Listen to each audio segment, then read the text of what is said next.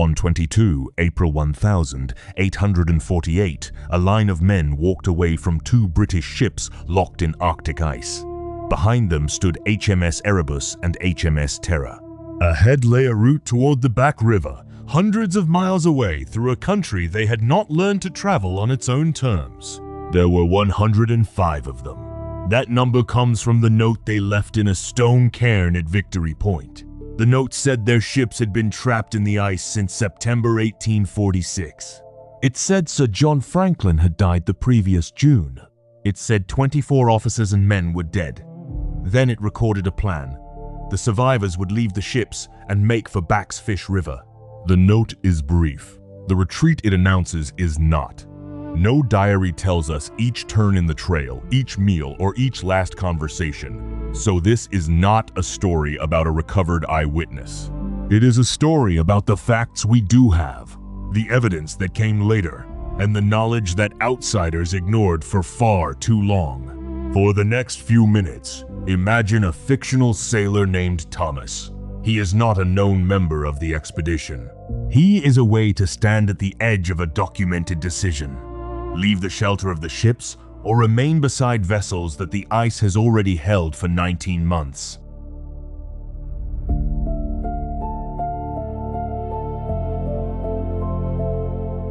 Erebus and Terror had left Britain in 1845 with 129 men and a great deal of confidence. They were built for hard work.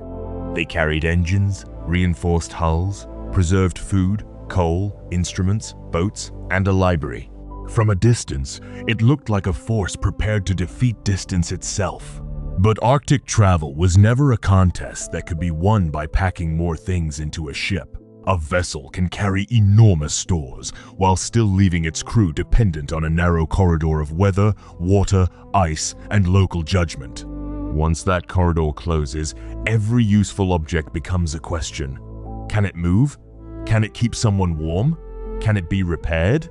Is it worth the strength it takes to carry? Thomas has spent 2 winters inside wood and iron. The ship is familiar now. The low ceiling, the stale wool, the taste of boiled food, the sound of ice pressing at the hull. Familiarity can feel like safety. But the Victory Point note says the ships are still beset. The trapped ship is no longer a way forward. It is a storehouse that cannot follow. The party prepares sledges. The objects laid on them may look sensible in isolation. A boat, tins, blankets, tools, ammunition, clothing. Together, they create weight. Across level snow, weight is work. Across rough ice, it becomes a tax paid with every breath. The problem is not that these men carried nothing. The problem is that they carried an expedition designed around ships into a landscape where movement itself had to be learned. King William Island and the coast beyond it were not empty. They were lived in, traveled through, named, read, and remembered by Inuit. Ice, wind, animal movement, shorelines, seasons, and safe passages were not background scenery. They were practical knowledge. That distinction matters. Later, the Franklin expedition was often told as a sealed British mystery. Ships vanished, searchers arrived, clues appeared. But Inuit people had seen evidence of the disaster, described it to searchers, preserved objects, and passed down accounts that eventually helped direct modern searches. The story was never information-free. It was filtered by whose information colonial institutions chose to trust. Thomas, our fictional sailor, does not have that knowledge. He can read a compass, he can keep a ration, he can lash a load to a sledge. None of that tells him when ice is about to change under his feet, where food can be found, or how a route that seems short on a paper chart becomes impossible in wind and broken pressure ridges. The retreaters leave in spring. That sounds hopeful. Spring also means unstable surfaces. Snow can hide water. A route that was firm at dawn can become a hard detour by afternoon. Wind can erase a trail. Cold changes what a hand can hold and how fast a man can work. Every mile out of sight of the ships reduces the chance of going back. Every mile toward the mainland is still only an idea of progress. The first day might begin with ceremony, orders, account. a last look at masts held against a colorless sky. Then it becomes physical. Thomas leans into a sledge strap. The rope cuts across his shoulder. The runners scrape. The group stops, adjusts, and begins again. There is no need to imagine a dramatic collapse. Endurance usually fails in smaller pieces. A glove grows damp. A boot does not dry. A meal is delayed because the wind makes a fire difficult. Someone walks more slowly than yesterday. Someone else has to take more of the load. The expedition's written plan named the Back River. It did not guarantee a route to it. Maps reduce a world to marks and distances. A map cannot pull a loaded sledge over ridges.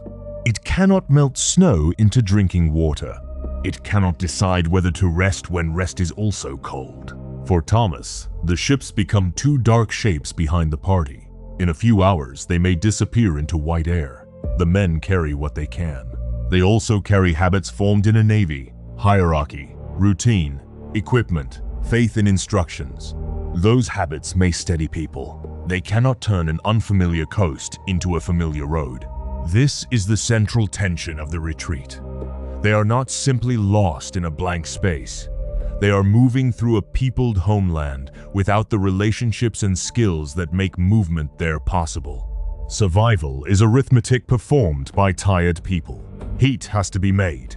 Food has to become usable energy. Water has to be found or melted. Loads have to move. Time has to be saved. A choice that helps one column can damage another. Take fuel. Using it can make water and warmth. Carrying it makes the sledge heavier. Take food. More food means more weight. Less food means less strength to move the load.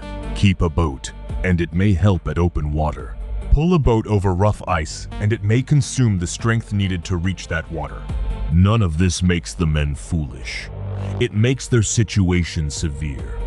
They had already endured a long confinement before the retreat began. The Victory Point note records deaths before the first sledge started south. Disease, exhaustion, cold, poor nutrition, and the limits of the expedition's systems likely interacted, but the surviving evidence does not give us one clean cause or one clean timeline. Thomas begins to notice small changes. A companion takes longer to tie a knot. A tin is passed around with less talk. A halt lasts 5 minutes longer than planned. The group still moves, because moving is the only visible answer to a trapped ship. But in the Arctic, visible motion is not the same as control. A party can be walking and still be losing the argument with season, terrain, and hunger. Years later, search parties found traces. Graves, skeletons, personal articles, books, clothing, and an abandoned boat on a heavy sledge. These objects are powerful because they are real. They are also incomplete. They show that a retreat took place. They do not give us a reliable scene-by-scene record. The Victory Point note remains the most direct document from the expedition. Its earlier message, dated May 1847, sounded calm. The later message, added in April 1848, transformed it. Franklin was dead. The ships were still trapped. The survivors were leaving. That turn is easy to narrate as a sudden catastrophe. It was probably a long narrowing of choices, a winter that would not release the ships, illness and death, diminishing confidence. A decision made after the future aboard had become harder to imagine than the future on land. Thomas does not know he will become a trace in someone else's search. He only knows that the sledge must be pulled again. That is why ordinary objects matter. A spoon, a coat, a book, a strip of canvas. They were not clues when they were held. They were attempts to keep a person alive for one more day. The story becomes more honest when we allow those objects to remain partly silent. We can say where they were found. We cannot make them speak sentences they did not preserve.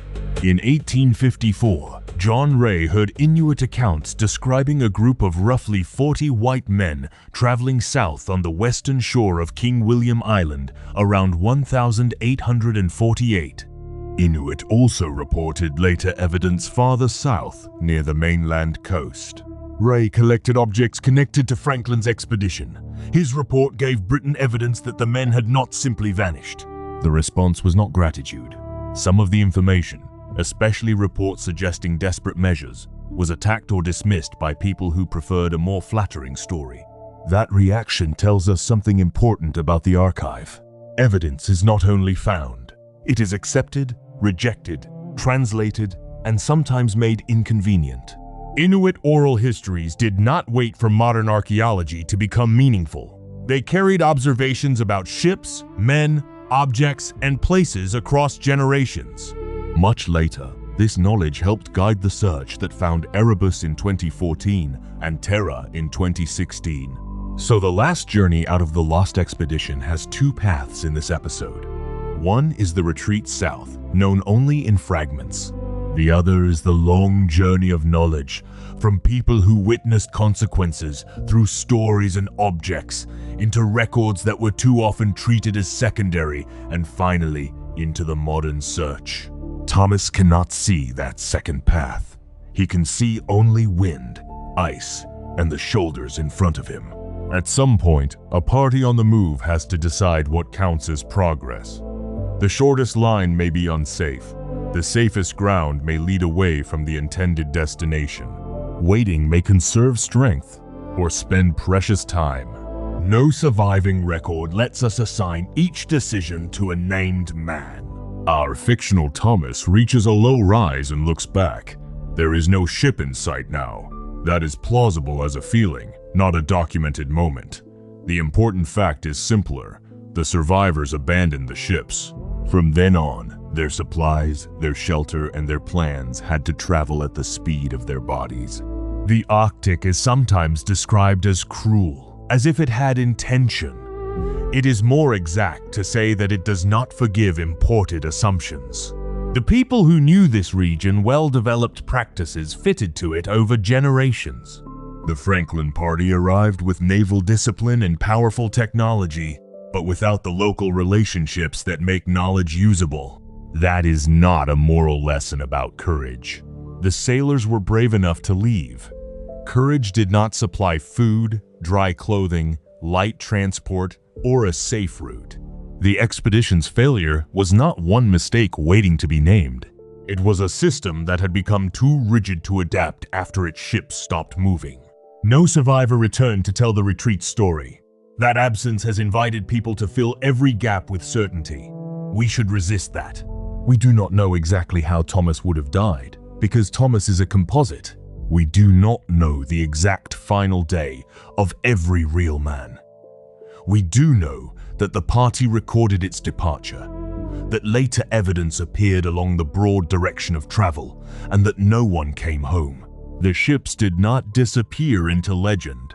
Erebus was found in 2014. Terror was found in 2016. Their discovery followed years of archaeological work and, crucially, Inuit knowledge about where and how to look. The wrecks are not a final answer. They are part of a record still being studied with Inuit partners. That is a better ending than a tidy solution. Two ships remain underwater. A note remains in a cairn.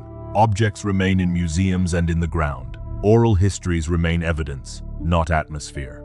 The expedition's last journey out of the ice did not become visible because one explorer solved a mystery. It became clearer because many kinds of knowledge were finally allowed to meet. The men who stepped away from Erebus and Terror were trying to reach a river. We cannot follow them all the way. But we can tell the story without pretending their world was empty. Their fate was simple, or their evidence belonged to only one tradition. In April 1848, 105 survivors left two trapped ships and walked south. The trail is gone. The decision remains. If this history changed how you see the Franklin expedition, subscribe to the Ancient Hour.